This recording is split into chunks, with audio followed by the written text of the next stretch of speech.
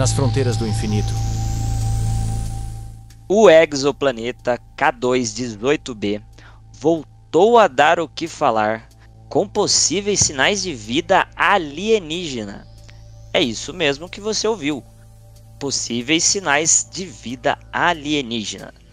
Nós do Clube Centauri publicamos em nosso blog, segue lá, clubecentauri.com.br, e também a grande mídia tem caído em cima dessa notícia. É isso mesmo, Rodrigo. Recentemente saíram novas notícias sobre o tema, que na verdade não é a descoberta de um planeta, e sim novas medidas desse mesmo planeta, das técnicas que a gente vai discorrer um pouco à frente aqui nesse mesmo episódio, nesse mesmo bloco, mas é bom demarcar que essas novas medidas foram feitas de novo pelo nosso queridíssimo James Webb, mas que em 2019 o Hubble já realizou medidas com ele. Esse planeta, ele na verdade ele foi descoberto pelo caçador de exoplanetas, o Kepler, né, que é um satélite, né, trazendo um gancho do último bloco também, que nós exploramos a vida do Kepler, mas ele não foi recentemente descoberto. O que aconteceu foi, nós tivemos novas medidas, novos dados, com um equipamento mais potente, embarcado no nosso telescópio espacial, o James Webb. Então, ele mais uma vez ele realizou medidas, só que ele fez medidas de indícios, assinaturas de sulfeto de dimetila, o que é comumente conhecido pela galera da química como DMS, na atmosfera desse planeta. Esse planeta, ele orbita a estrela K2-18. Ele recebe a letra B no final do seu nome para identificá-lo como exoplaneta. E ele fica a cerca de 120 anos-luz da Terra, que numa escala astronômica não é das maiores distâncias, tanto que as grandes notícias têm dito por aí que é um planeta próximo, né? Mas lembrem-se que nós estamos falando de escalas astronômicas. É muito diferente de você falar que a cidade vizinha é só uma cidade próxima do que falar que um planeta a 120 anos-luz da Terra é um planeta próximo, né? Em escalas humanas, nem tanto, em escalas astronômicas está aqui do lado. Bem, dessa vez, as medidas foram feitas pelo instrumento embarcado MIRI, M-I-R-I, que é um instrumento de infravermelho médio do telescópio que reforçou esse sinal. Ele já tinha sido feito, já tinha aparecido em observações anteriores com o NIRIS, imagem por infravermelho próximo e espectrógrafo sem fenda.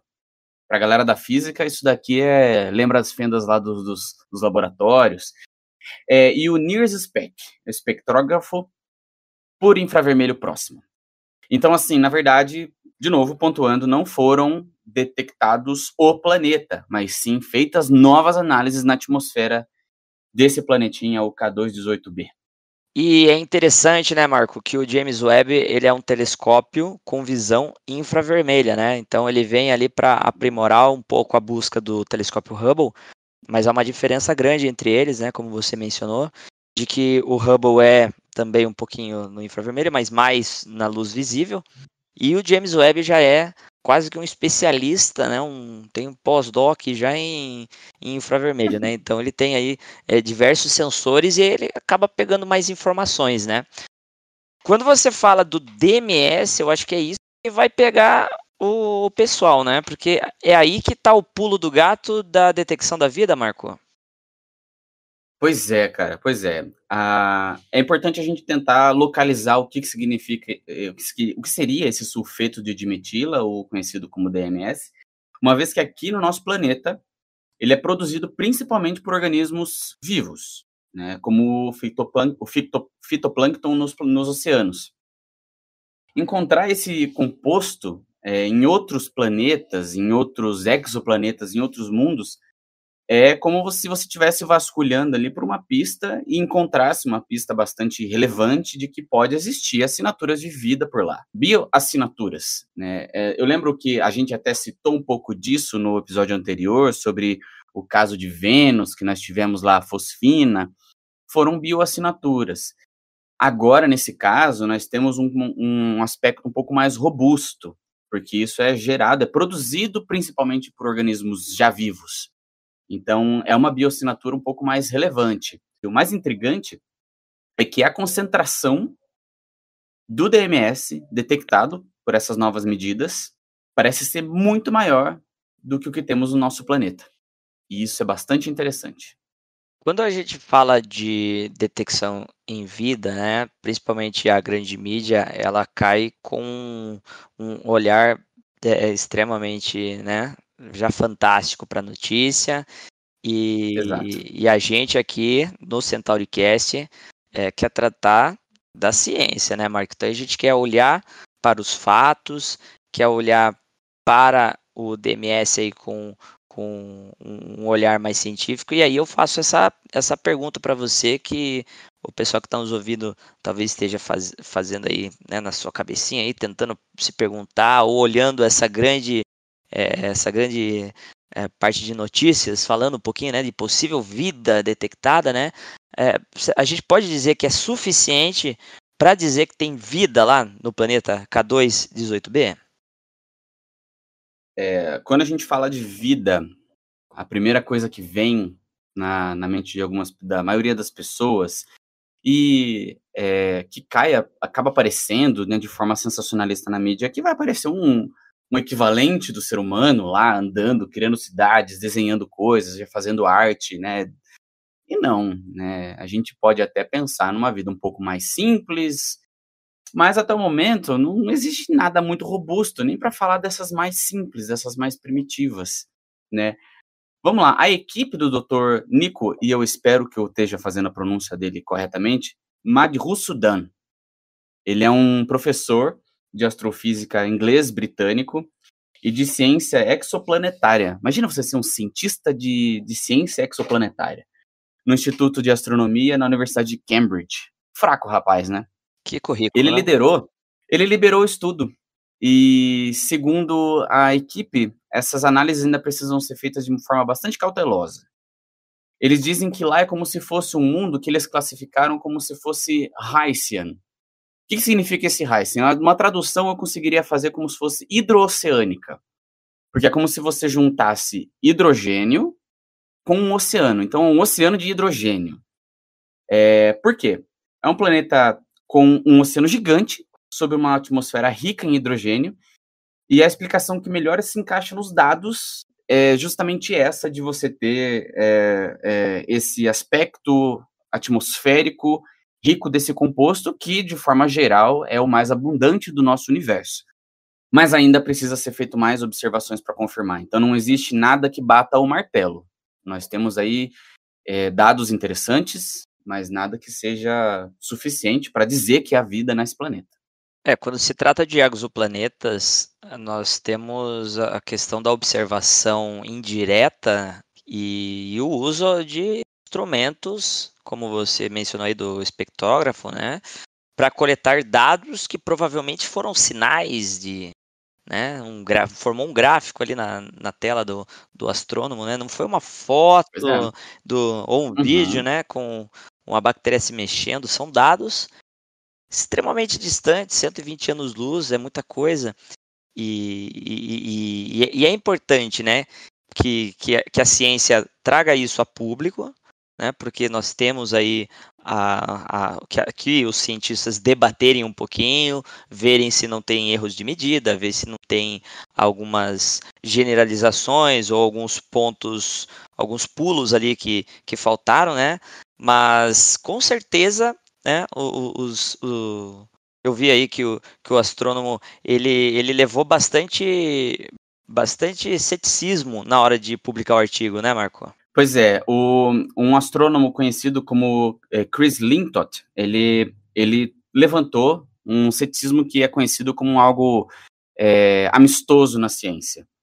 Porque, como foi dito até no nosso último bloco, a ciência ela é feita de propostas de hipóteses e, se essas não se encaixarem com seus experimentos, elas precisam ser descartadas.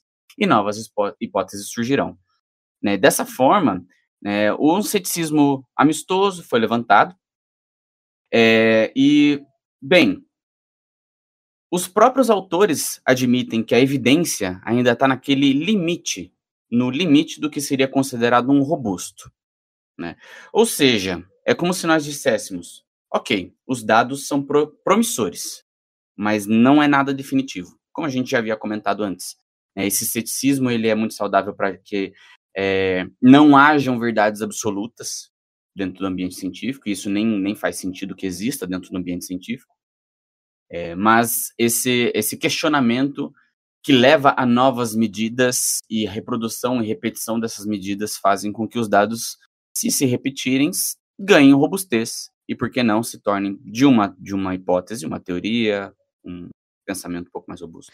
Então esse planeta provavelmente vai ser olhado com muito mais carinho agora, né, pelos astrônomos, e provavelmente já deve ter alguns passos encaminhados, Marco. O que falta aí para gente avançar nesses estudos?